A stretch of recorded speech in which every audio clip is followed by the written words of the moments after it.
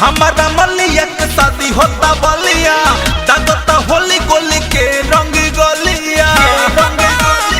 ए बाबा हमारा मलिया के शादी होता बलिया दादा होली गोली के रंग गलिया मन भइल रहता हमार छोटा बाबा। जय हनुमान ज्ञान गुण सागर जय कपीस बाबा गाड़ी अरे कौन खोदला खरे होली हल्ला है बांस ला अपना एथिया में घास ला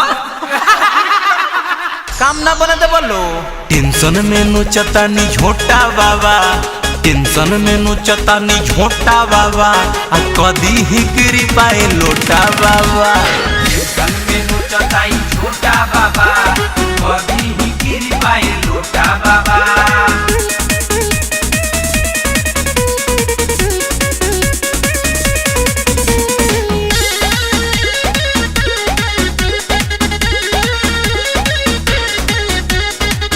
डहकतानी हम संगे डहके पिचुकारी छुलू छुलू लोर गिरे आईनी दुआरी हे बाबा डहकतानी हम संगे डहके पिचुकारी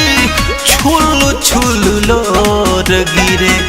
आईनी दुआरी कदम फुटल न पूरल बा कोटा बाबा। ए चेला तनी होली में ज्ञान प्रकट करो तो झार कर झूर कर देह कर पुएरा भर मुठिया बिरल छीटिया ओकरा दुआरा ए बाबा मलिया घींचे लगी तो ले है चाउर आदत बा बाउर माल से दूर रहना तो बहे लागी और दांत मत चिया ध्यान दे टेंशन में नोचता नी झोटा बाबा टेंशन में नोचता नी झोटा बाबा अब कदी ही गिर पाए लोटा बाबा टेंशन में नोचता ही झोटा बाबा कदी ही गिर पाए लोटा बाबा।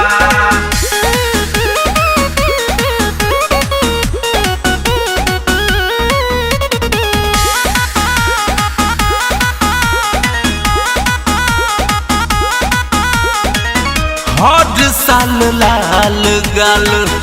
मेरे हाथों हुआ आवत रही जब ऊंचा वावत रही पुआ वावत रही पुआ हर साल लाल गाल मेरे हाथों हुआ आवत रही जब ऊंचा वावत रही पुआ रोए उज्जवल तूफानी लोता बाबा सुख शनिचर तेरे दंड ले तुरंत तनी तोरा मलिया की अभी घमंड ये बाबा तूर दी ए गुरुजी तूर दी अभी एकरे में हुर दी हम तो कहते हैं इसके करा के कपूर दी ले माने यह रह गइल बा टेंशन में नोचता नी झोटा बाबा टेंशन में नोचता नी झोटा बाबा कदी ही गिर पाए लूटा बाबा टेंशन में नोचता ही झोटा बाबा कदी ही गिर पाए लोटा बाबा।